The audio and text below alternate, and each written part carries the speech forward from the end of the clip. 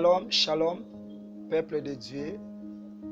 Là où vous nous suivez encore une fois de plus, en ce moment, que Dieu vous bénisse, parce que vous nous suivez de partout. Que le Seigneur vous bénisse. Et je remercie aussi l'équipe fort, avec les grands réalisateurs, Vassili Lutumba. C'est lui qui permet que nous puissions arriver dans vos téléphones, dans vos écrans et partout là où vous nous suivez. Nous continuons sur notre thème sur l'essence de la foi. Et je parlais, le foi à quatre, c'est comme une arme spirituelle qui a quatre grandes parties.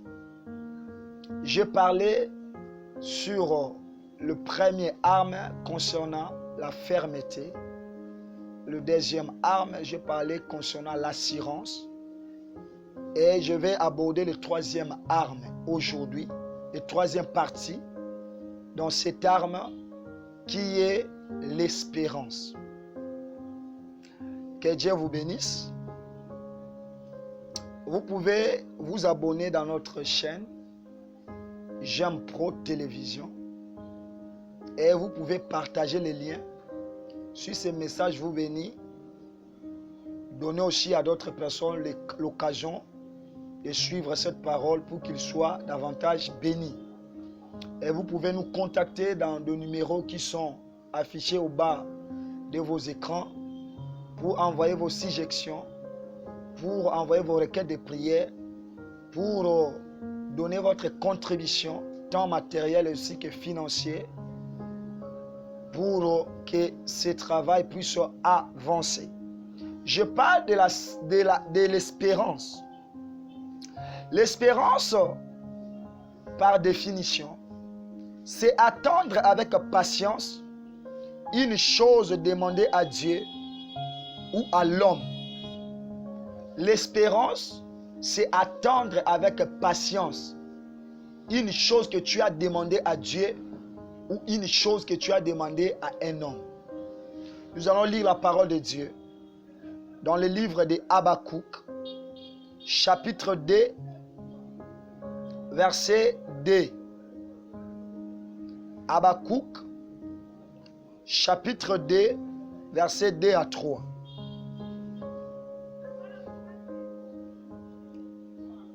Habakkuk, chapitre 2, verset 2 à 3. Écoute ce que la parole de Dieu dit.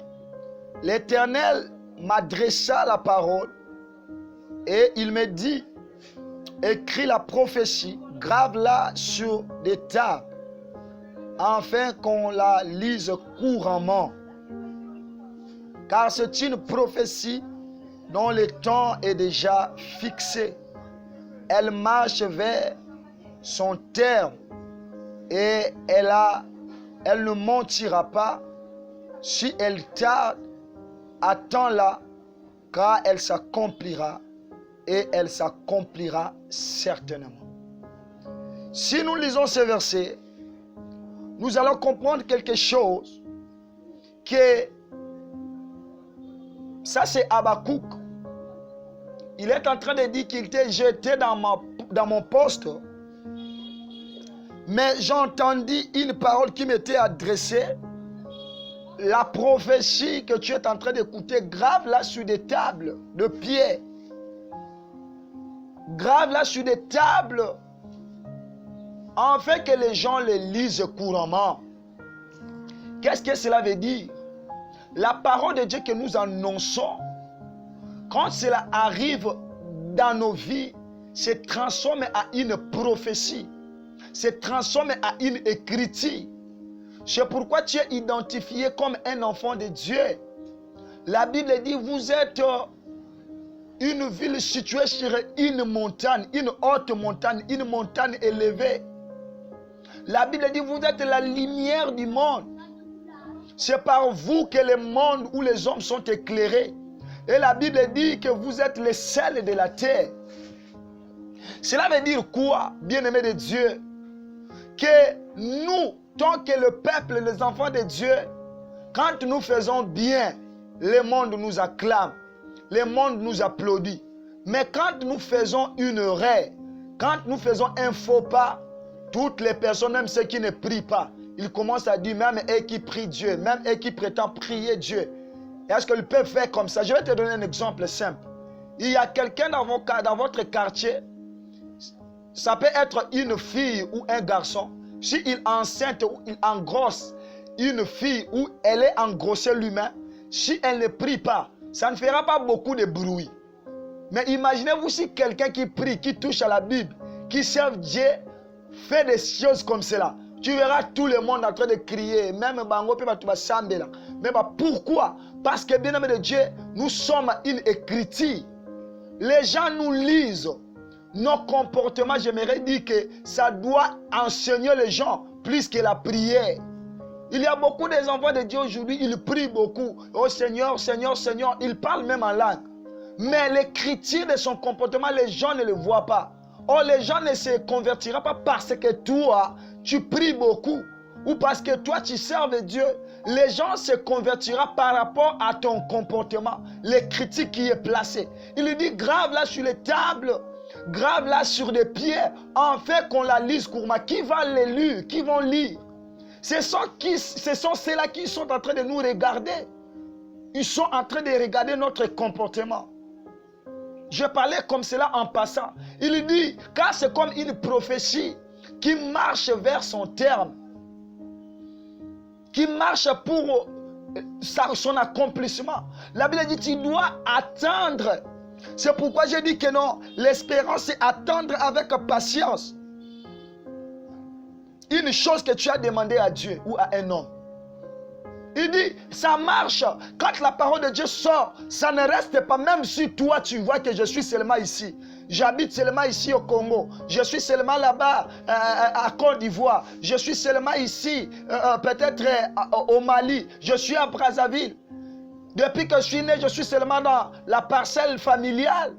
Je ne me déplace pas, mais quand tu commences à écouter la parole de Dieu, quand tu as de l'espérance, sache que c'est comme une prophétie. Toi, tu peux rester là, mais cette prophétie-là marche. Cela veut dire quoi? Cette prophétie-là te précède. Ça prépare des choses d'avance pour toi. Et quand le moment va sonner, la Bible dit que même si ça tarde, attends-la, car ça s'accomplira.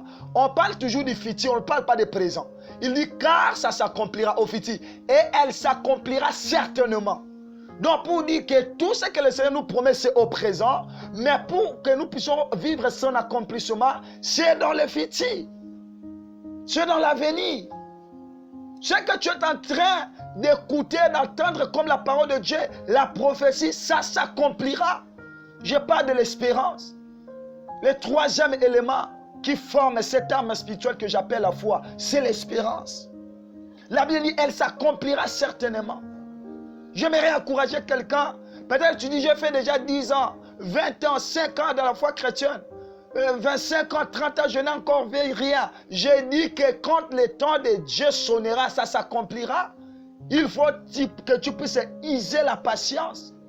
Car la Bible dit, Sarah, même son âge avancé, elle a eu la confiance, elle a fait sa confiance à celui qui a fait la promesse. Il acceptait même, son corps était déjà usé et il acceptait que je pouvais donner une progéniture à Abraham.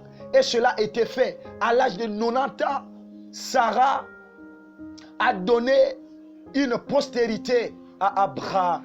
Toi aussi, ça peut être possible. Que Dieu te bénisse là où tu me suis. J'ai déjà donné des exemples. Je pourrais encore donner l'exemple, l'espérance.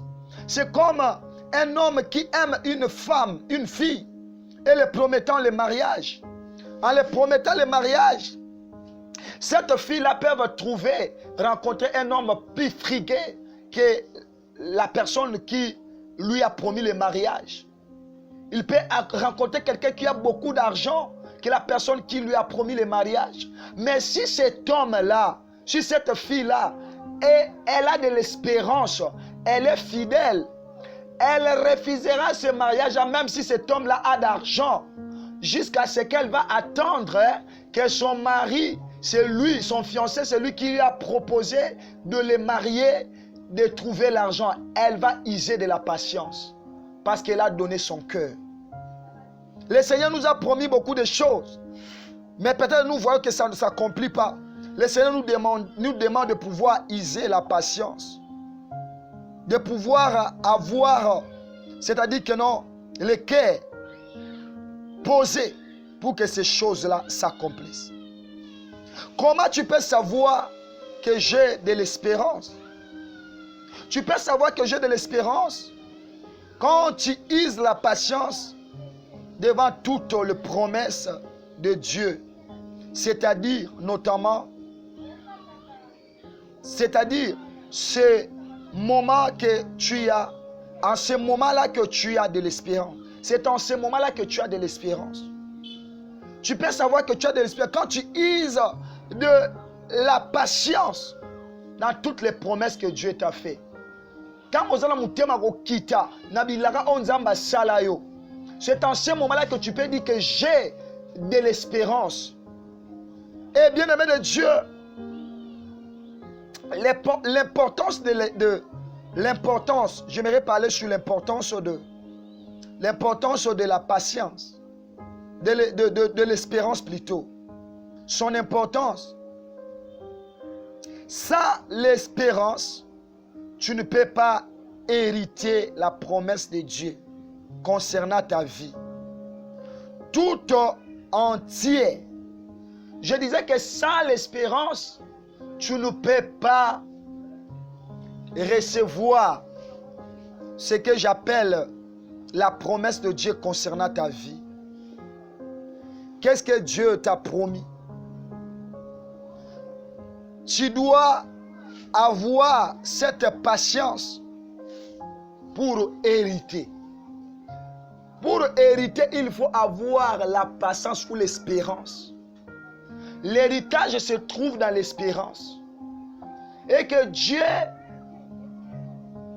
t'aide, mon frère, ma soeur, là où tu me suis, en ce net moment, que tu saches que tu as ton héritage.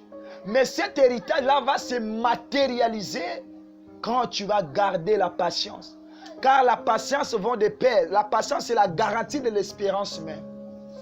Kodamutema duku dukute. Ezana batu mususu abada koteka makala na demi sac ya makala. Akenda kaka teka malembe malembe. Aumeli bebi ke mama moko azaka na kwa na teka makala. Mais lokola ba anele ki ebele omoni pe akomi na sac, akomi na ba dépôt pona ni aumelaki. En d'autres termes, j'aimerais dire que l'espérance c'est demeurer longtemps dans une chose que tu es en train de faire, de demeurer longtemps et d'avoir la confiance que ce que je fais, ça finira par produire. La Bible dit encore, si quelqu'un qui n'a pas l'espérance ne peut jamais plaire à Dieu. Si tu n'as pas l'espérance, tu ne plairas pas à Dieu. J'aimerais dire à quelqu'un dans notre troisième branche de la foi qui forme cette arme de la foi, c'est l'espérance. L'espérance aussi, j'appelle ça, c'est l'esprit de la prophétie. Celui qui a l'espérance, c'est celui qui est prophétique. C'est-à-dire qu'il croit à la parole de Dieu. La parole de Dieu, quand tu crois à ça, c'est-à-dire que ça va t'introduire dans ce terrain que j'appelle la démonstration. Ça arrivera au point où tu puisses démontrer. Car la Bible dit aussi que la foi, le quatrième élément, c'est une démonstration de celle qu'on ne voit pas.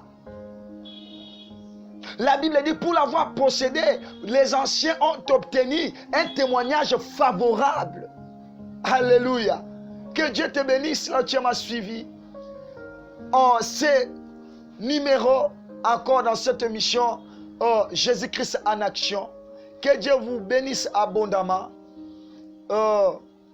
Continuez à être branchés, à, comment dirais-je, à cliquer et à partager, à aimer notre chaîne YouTube J'aime Pro dans notre émission Jésus-Christ en action.